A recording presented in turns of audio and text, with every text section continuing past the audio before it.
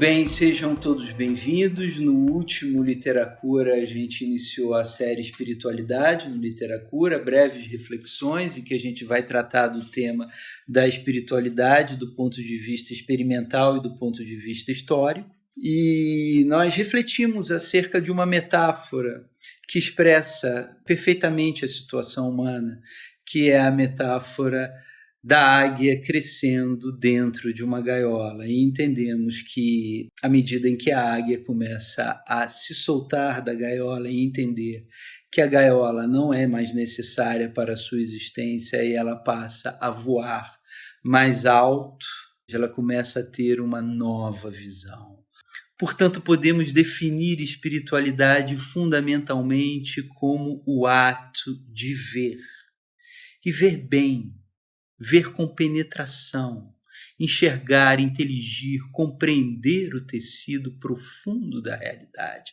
Mais do que isso, ver o belo, o bem, o verdadeiro e a sabedoria em todas as coisas. É ver com olhos iluminados, esclarecidos, penetrantes. Portanto, a nossa natureza, a natureza do ser humano, é uma natureza que é determinada, designada a ver. Todo o universo existe para o nosso olhar. Todas as galáxias, toda a vida à nossa volta. Tudo isso é uma linguagem da criação. De modo que eu não tenho a menor dúvida de que o valor existencial do universo pertence ao olhar do homem. Não é o homem que existe para o universo, é o universo que existe para o homem, para o seu olhar, para que através dessa multiplicidade sinfônica, belíssima, harmônica, complexa, maravilhosa de informações, de nuances, de números, de qualidades do ser, o homem consiga começar a enxergar a unidade por trás da multiplicidade, ou uno por trás do verso. O uno está cantando o seu verso. E nós, enxergando o verso, chegamos ao uno. E ao chegarmos ao uno, começamos a experimentar a fonte de tudo. A fonte do belo, de todas as belezas, de todos os encantos ao nosso redor. A fonte do bem, porque é bom, infinitamente bom. E a fonte da verdade, porque se anuncia para entendimentos, para intelectos, por meio da sua sabedoria, que tudo fez com peso, medida e harmonia perfeitas. Portanto, enxergar as coisas com profundidade, com clareza, com realismo, é o que podemos definir a nível experimental como sendo espiritualidade. Mas para isso precisamos antes começarmos a deixar a gaiola para trás. Não conseguiremos ver e realizar a nossa visão presos na gaiola. E eu queria citar aqui 3 autores para a nossa reflexão. O primeiro é Pierre Teilhard de Chardin, falecido em 1955, um grande sacerdote jesuíta e um grande cientista. Fez importantes descobertas pela Índia, Birmânia, enfim, tem uma obra intelectual muito erudita, muito profunda, um intelecto muito respeitado no meio acadêmico e até mesmo eclesiológico. Enfim, ele escreve um livro, um dos livros mais importantes, O Fenômeno Humano, e o primeiro capítulo que ele abre esse livro se chama Ver. Escreve ele. Ver. Poderíamos dizer que a vida inteira está aí. É por isso que, sem dúvida, a história do mundo vivo se reduz à elaboração de olhos cada vez mais perfeitos no interior de um cosmos em que é possível discernir cada vez mais. A perfeição de um animal, a supremacia de um ser pensante, não são acaso medidas pela penetração e pelo poder de síntese do seu olhar? Procurar ver mais e melhor não é, pois, um capricho, uma curiosidade, um luxo. Ver ou perecer. Essa é a situação imposta pelo misterioso dom da existência a tudo quanto é elemento no universo e, consequentemente, num grau superior, à condição humana. Se realmente ver é ser mais, olhemos o homem e viveremos mais. Ou seja, cabe ao homem ver. O homem está designado, desenhado para ver. É o seu telos. Telos é fim, como diz Aristóteles, finalidade existencial, razão de ser do homem é ver, é penetrar pela sua inteligência no interior das coisas. Não uma ciência alienada, mas uma consciência unificada. Aí está toda a diferença. E mesmo na história da ciência a gente vê aquelas inteligências obstruídas, obscuras, que criaram grandes teses, tratados intelectuais, mas não chegaram a ver. Ao passo que vemos outras, como Agostinho de Hipona, São Tomás de Aquino e muitos outros, que viram, que enxergaram, que penetraram. Uma dessas inteligências que eu quero citar aqui é Abade Braçarion, patriarca de Constantinopla, por volta da Alta Idade Média.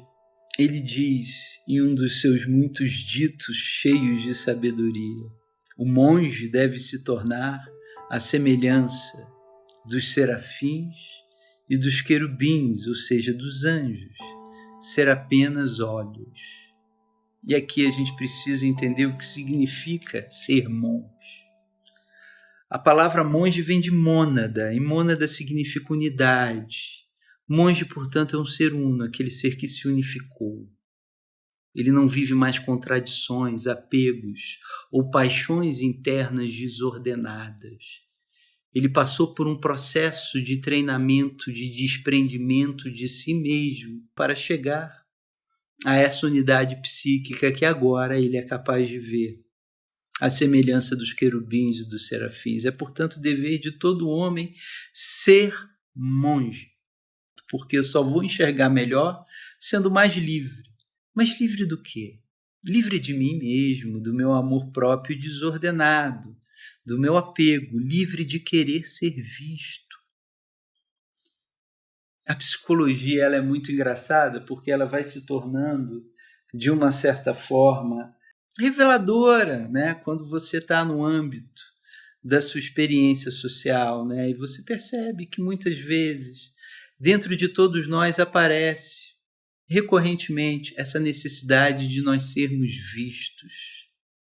O que inibe a visão do homem é ele querer ser visto. O nome disso é narcisismo. Portanto, o narcisismo cega o homem. Ele inibe o seu senso de captação e de penetração nas coisas. Ele inibe o seu acesso à linguagem da criação. Quando essa necessidade de eu ser visto, essa vaidade, esse narcisismo, esse amor próprio desordenado, não é ruim ter amor próprio. Eu preciso me cuidar e me amar, me proteger dos males e dos vícios, me deixar levar por aquilo que é bom, verdadeiro e precioso. Isso é me amar. Mas o amor próprio desordenado é aquele em que busca o seu próprio valor no olhar dos outros, que vive sempre dos vícios da comparação. E esse amor próprio faz nascer a inveja, as intrigas, os conflitos, as traições, as ambiguidades relacionais.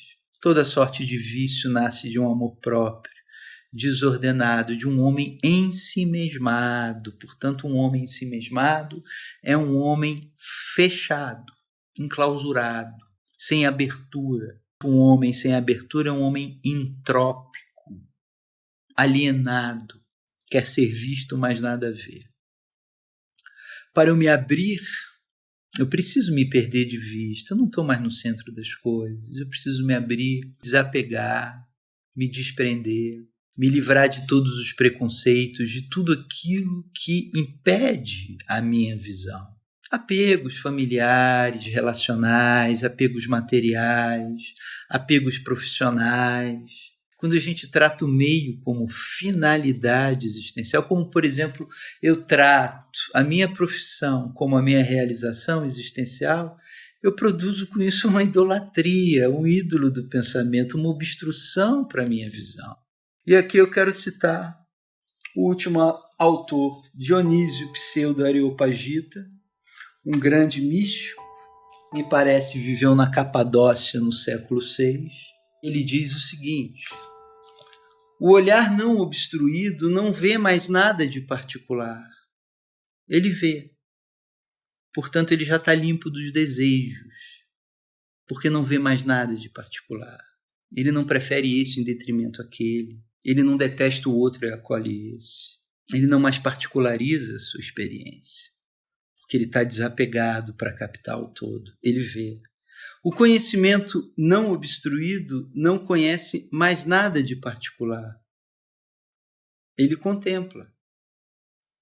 É desta forma que é celebrado o supraessencial, quando a inteligência não produz mais ideias ou objetos. Portanto, eu não tenho mais apegos específicos. Quando eu trato as coisas que estão no meio não mais como sendo o meu fim, o meu objetivo máximo de existência. O meu olhar começa a se tornar um olhar esclarecido. Por quê? Porque eu vou me purgando. E esse é o treinamento do monge. Não precisa estar num mosteiro para isso. Todos nós devemos nos tornarmos monges, nos purgar dos nossos apegos. Apego ao dinheiro, à nossa autoimagem, à nossa profissão, ao nosso círculo relacional. Manter essas coisas na nossa vida, mas irmos além delas. Sentir que elas não nos aprisionam mais. Sentir que se nós perdemos alguma dessas coisas, nós não perdemos o ser. Isso é a via purgativa. Jesus diz ali no Sermão da Montanha, no Evangelho: bem-aventurados os puros de coração, porque verão a Deus. Como eu posso ver o uno preso ao múltiplo? Como eu posso acessar o primordial apegado ao secundário? Portanto, espiritualidade é a purificação do olhar, é um olhar curado, desobstruído, fora da gaiola. Esta é a via purgativa. Depois dela vem a via iluminativa. Trataremos, de cada uma dessas situações ou vias espirituais nos próximos Literacura. Curta um vídeo e assine o canal.